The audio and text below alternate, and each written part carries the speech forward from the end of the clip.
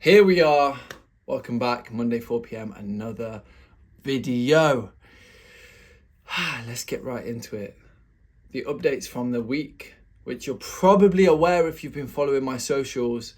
I Am Free has launched. We have launched. We went live with our black and white tea drop through a collaboration with Ikenna.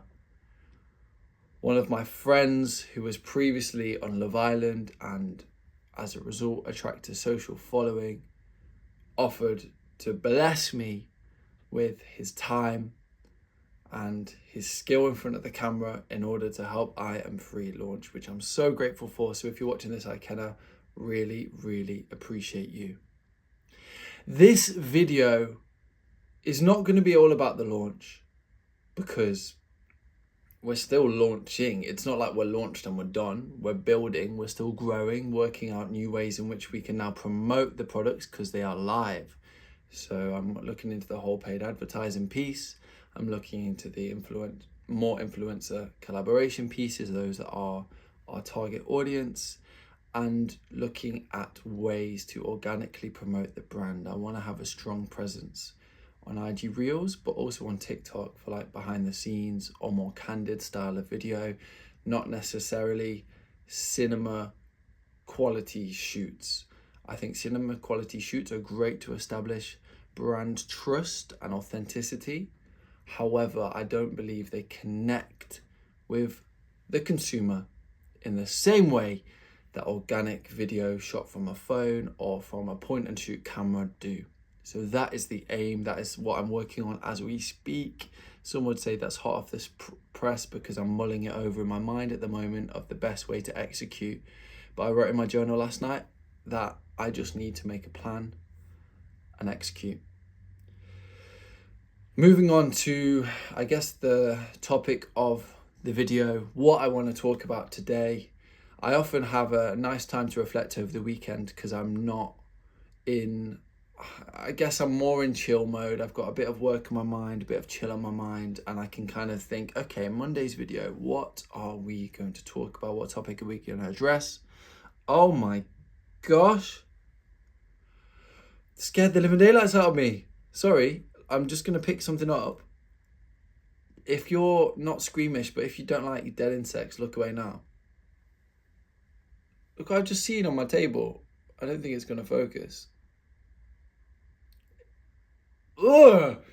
It's like a dead bumblebee or wasp or fly or... Oh, it was like, I looked down and it was right there. I fully got distracted. But anyway, this video, we are going to talk about context. Sounds kind of boring, but hear me out. Context of where we are living, the situation you're living in now versus the past, and applying that to the future. I guess the intro to this is we live in a world where so many things are quick. Let's get it now. And we are blessed to live in that world. But there's also negatives of living in that world. One of them is relying on motivation, of relying on that fleeting emotion where you're happy and energized and you're fully fed, fully hydrated, you've slept well, you're in your optimum state of being, and therefore you're more likely to probably have those optimum feelings of positive emotions to drive you to do stuff. That's the world that we live in. I think, in my personal opinion, we have, as a society, slipped further and further away from it's good to wait. All good things come to those who wait. Is that the saying? I believe it is. But I believe that we are just not used to waiting. Therefore, when it comes to discipline, when it comes to growing things, we don't know where to start.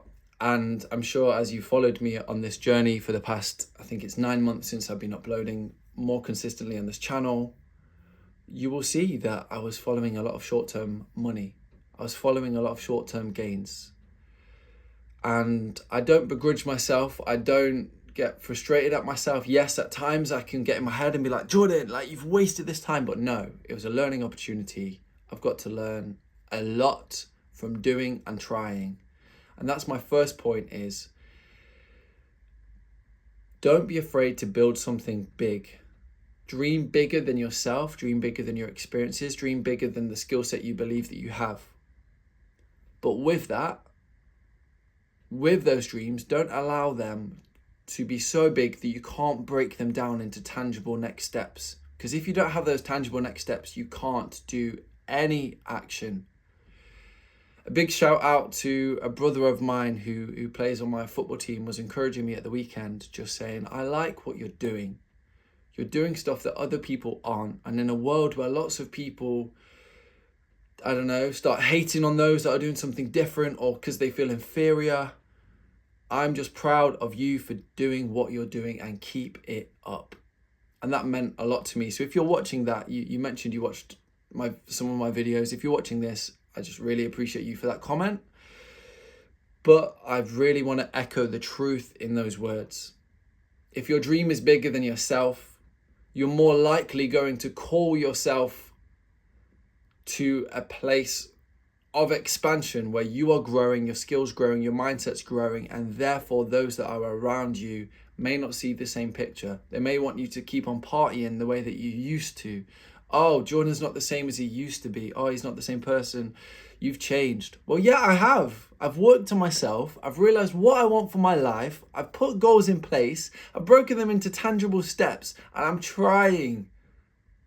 I am trying, and that's the key point for me for number one, is I am trying. Going back to the context topic of today, I was reading and I've just finished The Psychology of Money. I've spoken about this, I think, a few times on this channel, and it's taken me a little bit too long to read, but I'm trying, as I say. I am literally trying to hone in on my discipline with journaling and reading before I go to bed. But The Psychology of Money has some incredible tips about investing, managing money, how the mind works. So around money, obviously the clues in the title, Psychology of Money, but it was super, super, super interesting.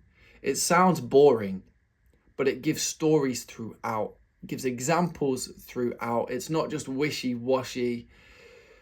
Like some people love Think and Grow Rich by Napoleon Hill. I've spoken about this on this channel and I've spoken about it on my Instagram. I think it's a really good book, but people say one of the flaws is that it's a little bit too wishy-washy and philosophical. There's not enough stories. And the guy that wrote it, Napoleon Hill, collected all these stories of how these people became rich and wealthy. Did he actually do it? People are disputing whether he actually did it or whether it's kind of made up. But either way, Psychology of Money ups it for me in that it gives examples of companies, of people, how they turned from X to Y, what sort of mental practices they used, what philosophies they used, and it also caters for the individual, understanding that we are all different. Whatever makes you sleep best at night is probably the best strategy and probably worth the most for you in terms of it, like it's the most effective strategy for you. I'm going a bit off tangent here, but anyway, the end of this book, the last section, talks about context and the American consumer. Let me reset. I've always been interested in facts, learning a lot about a lot. Ever since I remember, I'd be reading books about dinosaurs, the Greeks, the Romans, animals, countries, geography, maths, science, English. I was that kid in school that was just like, yeah, pick me. I've got my hand up like, yes. Like I was about it. I had a passion for learning. That's what I should say.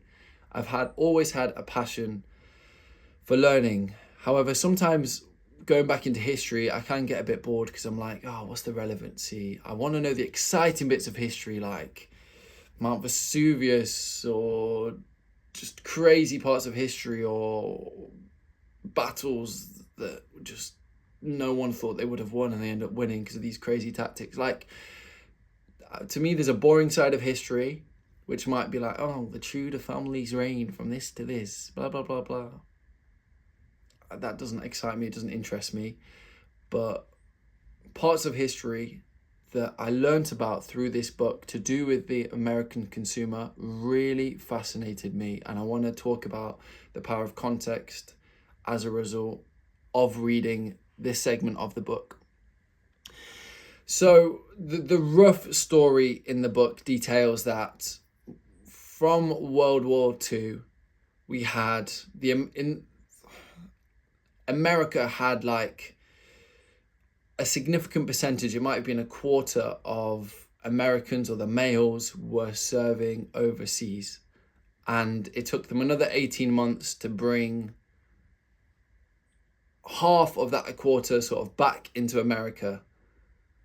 And that influx of people drastically adjusted the economy. All the factories at the time had been repurposed to building weapons and machinery and things for the war. And as a result, you had loads of soldiers coming back into the country and trying to set up their life. And as a result of this, I'm not sure quite what happened with inflation and specific, interest rate percentages. I don't have them right in front of me to read off.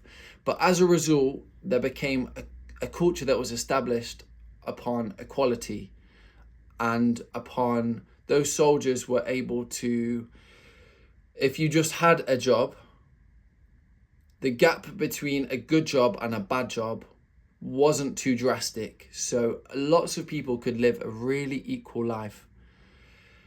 This progressed, and this was fed into the fact that the TV and radio and the media, you had limited number of channels.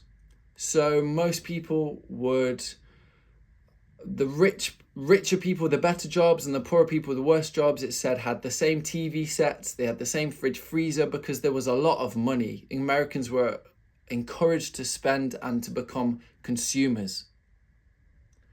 As a result, those who were born to these war heroes, that's the context of all they knew was life is good, interest rates are good, we've got money to spend.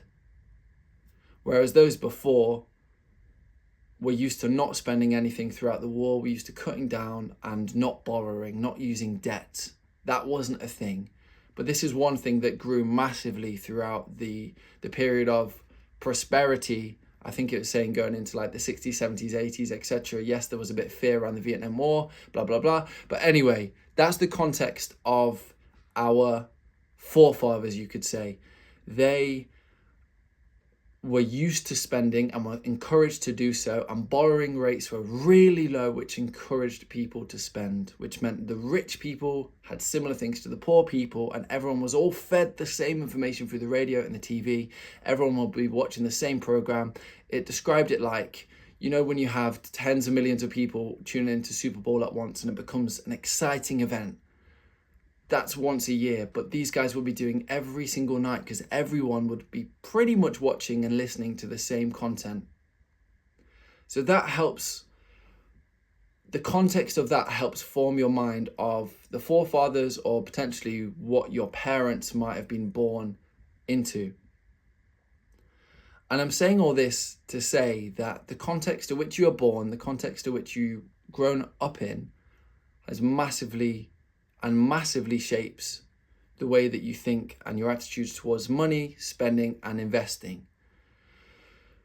So yes, chasing short-term money, chasing short-term goals is admirable, it's not a bad thing to chase money, but you've really got to understand the bias in which you grow up in. You've got to understand the historical patterns of, we've had periods where things were rubbish.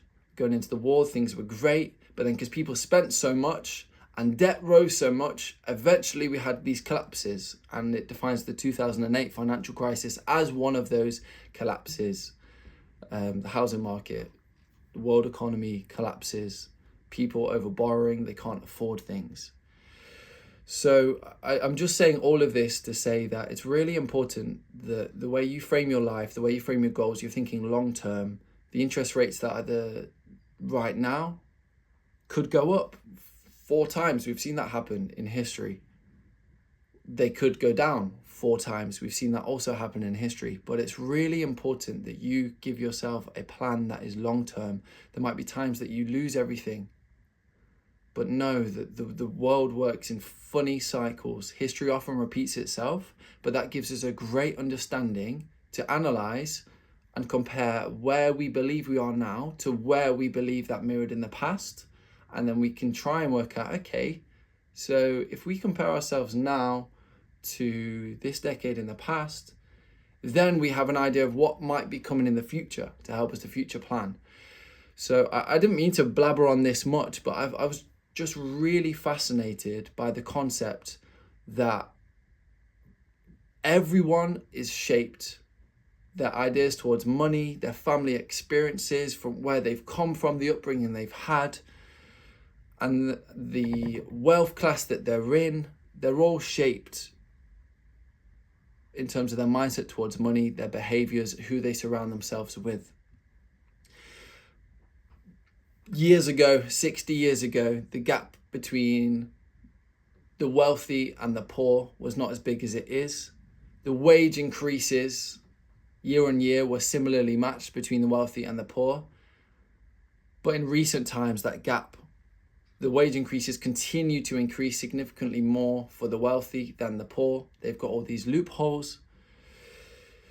Their wealth continues to increase. I think I've heard a stat like the top richest 10% or it might even be 1% of people on earth hold 90% of the earth's money, something crazy like that. And if that stat itself doesn't showcase to you that the gap between the wealthy and the poor has grown significantly over time and continues to do so, I don't know what else does.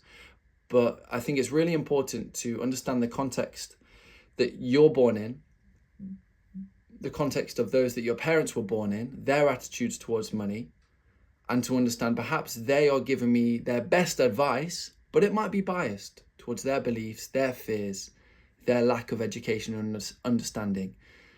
And the big takeaway today is the amount of education that we have.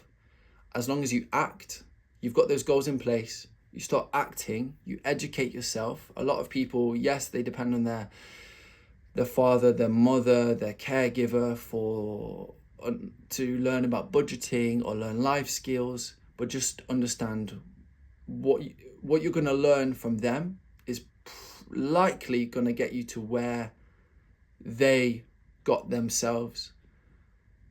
And we are so fortunate to have so much free access on this platform to learn from those that are a step ahead, that are wealthy, that are successful, that have time, location, personal freedom, that it's also very good to learn from these people as well. So yeah, that is today's video. I wanted to really talk about context, hopefully get you thinking back to your own life, get you thinking to your own attitudes of money, your parents, your families, your caregivers, attitude towards money, your friends. Are you surrounding yourself with the right people? Are you upgrading yourself to the level that you know you could do based on the resources that we now have available? Yes, 60 years ago, it might have been easier to buy a house, and it said that they were offering people that come back from the army a lot of the times 0% mortgages, no down payment, and they're trusting you because they're encouraging people to spend and take on investments and assets. Yes, that was a different time, and it might have been easier to gain material possessions back then, but that's not what success is about. That's not what happiness is about. That didn't necessarily allow that time freedom, which has become a new concept. And I guess in essence, it's helped to form what I Am Free is about being free in life, free in your mind. Whatever that freedom looks like to you, it could be time freedom, place freedom, spiritual freedom, physical freedom, financial freedom. We live in a world where people are craving freedom because so many people are tied to their jobs or tied because they're stuck in sort of a mental hole, tied to illnesses which they could potentially help or be alleviated from if they help to grow their mind and seek a healthy routine and lifestyle and balance. So many diseases are self-inflicted. I'm not saying that that's the cure for everything at all. I think medicines and doctors and health professionals are incredible, but I'm just going back to the whole freedom concept that I don't think it's touched on enough. the power of context, understanding your own context for your own life, but then understanding the context of where you want to get to, and then therefore seeking out education and sources of people that can grow you and grow your mindset. And this is as much as a message to myself as it is to you that has watched for this past 20 minutes. I don't know how we're at 20 minutes, but I really appreciate you for tuning in. Check out the Psychology of Money book if you are interested. This is not an affiliate, no link below, but I just really want to share the best content with you. And have a fantastic week. I'm excited to see all that's ahead for I Am Free, the brand. It's more than just a clothing brand, as I mentioned last week.